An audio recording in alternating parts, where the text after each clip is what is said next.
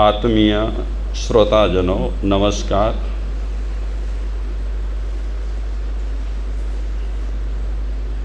માપર ગામમાં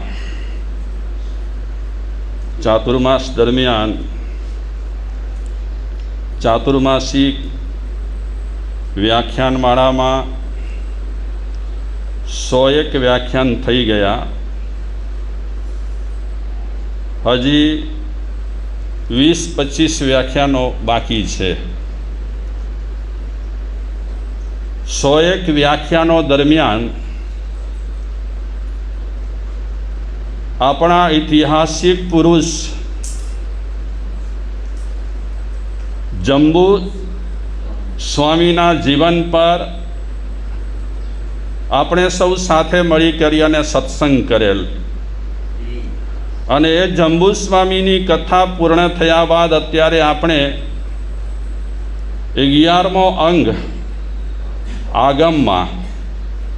આગમમાં જે 11મો અંગ છે વિપાક સૂત્ર, એ વિપાક સૂત્ર પર અત્યારે આપણે સૌ સાથે મળી કરી વાતચીત કરી રહ્યા છીએ.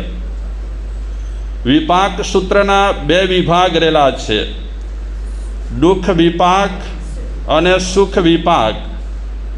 જે ખરાબ કરે છે એને દુઃખ મળે છે, અને જે સારું કરે છે એને સુખ મળે છે. એનો સીધો અરીસા જેવું આ વિપાક સૂત્રમાં મહાવીર ભગવાને પ્રરૂપેલું છે. તો અત્યારે આપણે વિપાક સૂત્રના દુઃખ વિપાકની વાત કરી રહ્યા છીએ. સીધો ગણિત રહેલો છે. આપણે સારું કરીએ તો આપણી માનસિક સ્થિતિ પણ સારી હોય, અને આપણે ખરાબ કરીએ તો આપણી માનસિક સ્થિતિ દોડાયેલી હોય. એ તો મને તમને રોજબરોજ ગમે ત્યારે અનુભવ થાય જ છે. જ્યારે આપણું મન શાંત હોય ત્યારે આપણે એકદમ પ્રસન્ન હોઈએ, અને જ્યારે આપણું મન અશાંત રહેલો હોય ત્યારે આપણે બેચેન હોઈએ. બેચેની પણ આપણે જ પેદા કરીએ છીએ, અને ચેન પણ આપણે જ પેદા કરીએ છીએ. માનસિક શાંતિ વગર ચેન પડે તેમ નથી. એ તો ચોખ્ખો હિસાબ રહેલો છે. તો અત્યારે આપણે પહેલા અધ્યયનની વાત કરી, મૃગાપુત્ર અધ્યયન. પછી બીજા અધ્યયનની પણ આપણે વાત કરી, ઉજીતક અધ્યયન. આ 2 અધ્યયનમાં આપણે ઘણું બધું સાંભળ્યું.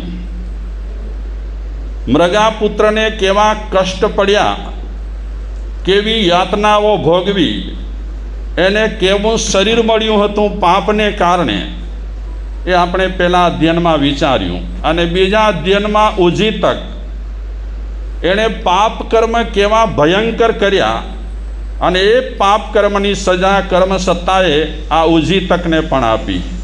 અત્યારે આપણે ત્રીજા અધ્યયનની ચર્ચા કરી રહ્યા છીએ, અને ત્રીજા અધ્યયનનું નામ છે અભગસેન. આ અભગસેન જે ત્રીજું અધ્યયન રહેલું છે, એમાં અત્યારે આપણે નિર્ણય નામનો એક જ ઈંડાનો વ્યાપારી મોટા પાયે ઈંડાનો ધંધો કરતો હતો, અને ઈંડાના ધંધા દરમિયાન એ અલગ પક્ષીઓના ઈંડા ક્યાંથી ને ક્યાંથી એ મંગાવતો હતો. જે આ બધું સપ્લાય કરે એને તમે શું કહો? જે મુખ્ય વ્યાપારીને સપ્લાય કરે આ બધી ચીજો, ડીલર. એટલે ડીલર ઘણા હતા, અને ક્યાંથી ને ક્યાંથી લોકો કેટલા પક્ષીના ઈંડા એ લાવતા હતા. અને એ પક્ષીના ઈંડા લાવ્યા પછી નિર્ણય વ્યાપારીના નોકરો એને અલગ રીતે તૈયાર કરતા હતા. એ બધું આપણે વર્ણન કરી ચૂક્યા છીએ. આ ઈંડાની જ્યારે વાત આવી છે ત્યારે આપણે ચર્ચા કરી રહ્યા છીએ ખોરાક પર, ભોજન પર. આપણા શરીર માટે સૌથી મહત્ત્વની ક્રિયા રહેલી હોય તો ભોજન છે. ભોજનમાં આપણે બેદરકાર રહીએ તો ઘણી બધી નુકસાની આપણને ભોગવવી પડે, અને સૌથી મોટી નુકસાની આપણને આપણા શરીરને થાય. અને શરીર ખૂબ સુંદર છે. માનવ શરીર જલ્દી મળતું નથી. ક્યારેક કરોડો ભવો પછી, અબજો ભવો પછી ક્યારેક જ મનુષ્ય દેહ મળતો હોય છે. અને આવો સરસ મજાનો મનુષ્ય દેહ મળ્યા પછી આ દેહ તરફ બેદરકાર રહેવા જેવું નથી. આપણે રોગોના ભોગ બનીએ અને પછી સાવચેત થઈએ એના કરતાં આપણા શરીર પર કોઈ પણ પ્રકારના રોગો હુમલા કરે એનાથી પહેલાં આપણે નિયમિત જીવન જીવતા થઈએ તો આપણા માટે સારું જ છે. નહીં તો ઘણું વેઠવું પડતું હોય છે. તો આજે આપણે વ્યાખ્યાનમાં થોડી ચર્ચા કરીએ. એક શ્લોકથી ચર્ચા કરીએ. સંસ્કૃતમાં એક શ્લોક રહેલો છે, ગુણશ્ચણી શણીમત ભુક્તમ ભુંજન્તે આરોગ્યમાયુશ્ચ બલમ સુખમ ચ અનાવિલમ ચાસ્ય ભવત્યપત્યમ ન ચૈનમાદ્યુદયિતિ ક્ષિપતિ.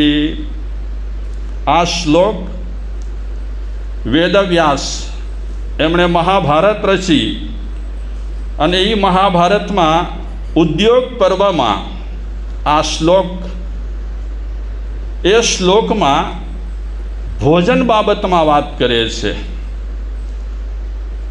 મિત ભોજનથી, મિત એટલે આપણે ત્યાં કહેવાતું હોય છે હિત ભૂખ, મિત ભૂખ, પથ્ય ભૂખ, હિતકારી ખાવો. મિત એટલે ઓછું ખાવો.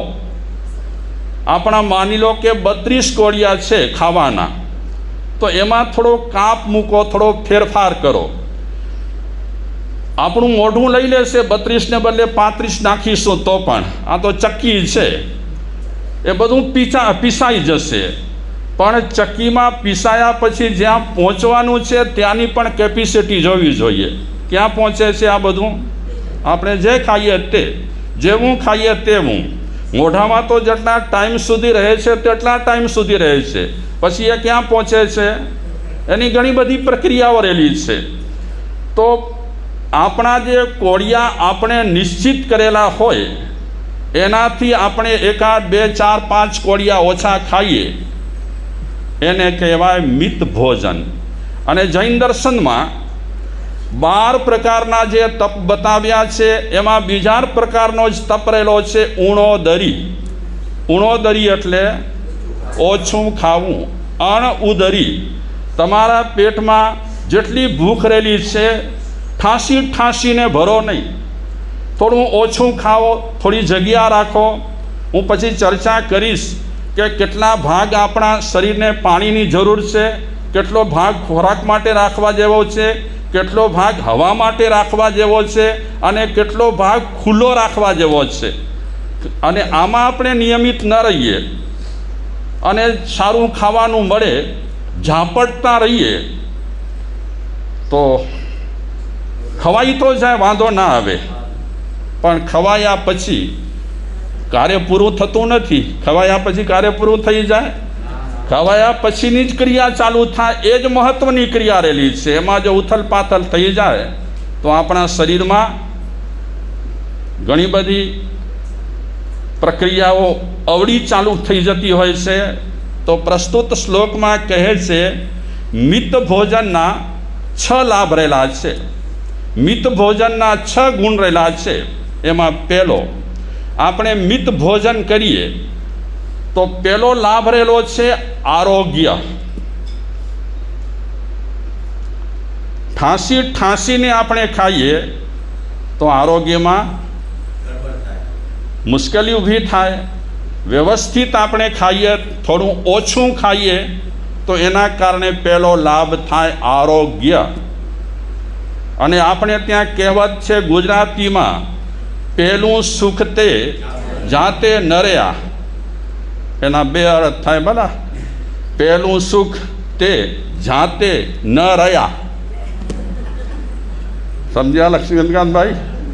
પહેલું એ સુખ કે આપણે આ ફાનિયા દુનિયામાં રહીએ જ નહીં, એ મોટામાં મોટું સુખ.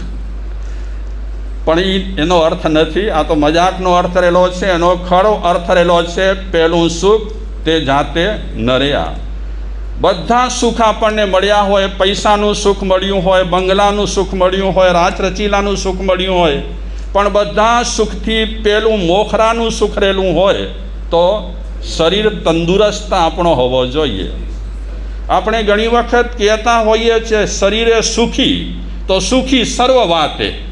એક આપણે શરીરથી સુખી રહેલા હોઈએ તો બધી વાતે સુખી રહેલા છીએ. તમારા ઘરમાં અઢળક સુખ સામગ્રીઓ રહેલી હોય અને તમારું શરીર બરાબર ચાલતું ન હોય તો બધું હોય ઘરમાં, રાચ રચીલા, બીજી જે તે આજની આધુનિક સામગ્રીઓ તમામ પ્રકારની ઘરમાં હોય, પણ શરીરે સુખી ન હોઈએ તો પેલું સુખ નડ્યા નહીં હો, હા, નહીં તો જાતે નડે. પેલું સુખ આપણે આપણી તંદુરસ્તી જાળવીએ. હોટલ કેરી વાટે ન જાજે, દિવસ પહેલા તું ખાજે, ગગો એનો મુંબઈ ગામે, ગગુભાઈ નાગજી નામે. કાંઈક એવું વાક્ય આવે છે આંધળીમાના પત્રમાં. હોટલ કેરી વાટે ન જાજે, દિવસ અસ્ત પહેલાં ખાજે. છે ને સરસ મજાનું કાગળમાં પણ આંધળીમાએ પોતાના છોકરાને ભલામણ કરી છે કે બેટા શું કરજે, હોટલમાં ન જાજે, દિવસ પહેલાં ખાજે. અને પછી માએ પત્રમાં લખ્યું છે કે ગરીબની મોટામાં મોટી મૂડી રહેલી હોય તો તંદુરસ્તી. આમ તો ગરીબની નહીં, બધાની જો મોટામાં મોટી મૂડી હોય તો કઈ છે? માની લો અત્યારે આપણી એક પણ દવા ચાલતી ન હોય તો, મતલબ કે આપણે એક કે દવા ખાતા ન હોઈએ તો હા કેવું લાગે?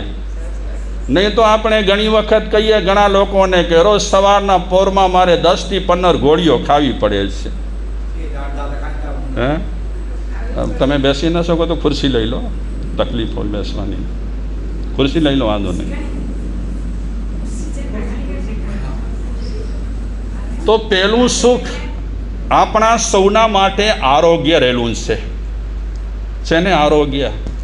રત્નામાં આપણે સરસ રીતે આ ઉંમરમાં દોડી શકતા હોઈએ તો હા, આમ સરસ રીતે હાથ હલાવી અને દોડતા હોઈએ, હા, દોડતા હોઈએ તો કેવી મજા આવે આ ગુણામાની જેમ.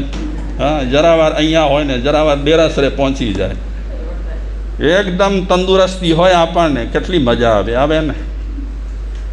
તમે સામાયિક કરો, પ્રતિક્રમણ કરો, પૂજા પાઠ કરો, વ્યાખ્યાન સાંભળો, પણ શરીરમાં ચેન ન હોય તો હા મજા ના આવે, કંટાળો આવે. ફ્રેશ હોઈએ તો મજા આવે. તો ઉદ્યોગ પર્વમાં કહે છે કે મિત ભોજનના 6 લાભ રહેલા છે. એમાં પહેલો લાભ રહેલો છે આરોગ્ય. આપણે લોગસમાં પણ બોલીએ છીએ આરોગ્ય બોહિ લાભમ. આરોગ્ય બોહિ લાભમ, બોધિ લાભ. બોધિ એટલે સમકિત. ભગવાન પાસે પણ માંગણી મૂકવામાં આવી છે વિતરાગ પાસે કે બીજું કાંઈ નથી કપતું, એક આરોગ્ય મળે અને સમકિતની પ્રાપ્તિ થાય, સમકિત મળી જાય. સમકિત તો બહુ મોંઘો છે, પણ આરોગ્ય એટલો સસ્તો નથી હો. એ ક્યારે ખબર પડે કે આરોગ્ય મોંઘો છે? હા, જ્યારે બીમાર પડીએ, હોસ્પિટલોના ધક્કા ખાવા પડે અને ડૉક્ટર સાહેબ કહે કે આ ટેસ્ટ કરાવો, આ ટેસ્ટ કરાવો, હવે તમારે આ ટેસ્ટ કરાવવાનું છે. આમ એક હોસ્પિટલેથી બીજી હોસ્પિટલે અને બીજી હોસ્પિટલેથી ત્રીજી હોસ્પિટલે, ત્યારે આપણને ખબર પડે કે આરોગ્ય કેટલું કિંમતી છે, મૂલ્યવાન છે. બીજો લાભ થાય છે આયુષ્ય. આપણે મિત ભોજન કરીએ, ઘણા લોકો શું માને છે કે આપણે ઠાંસીને ખાઈએ તો તાકાત વધે. ઠાંસી ખાવાથી તેજ વધતું નથી, ચરબી વધે. ઠાંસી ખાઈએ અને જે તે આચળ કૂચળ ખાઈએ એનાથી તેજ ક્યારે પણ વધે નહીં, પણ ચરબી ચોક્કસ વધે.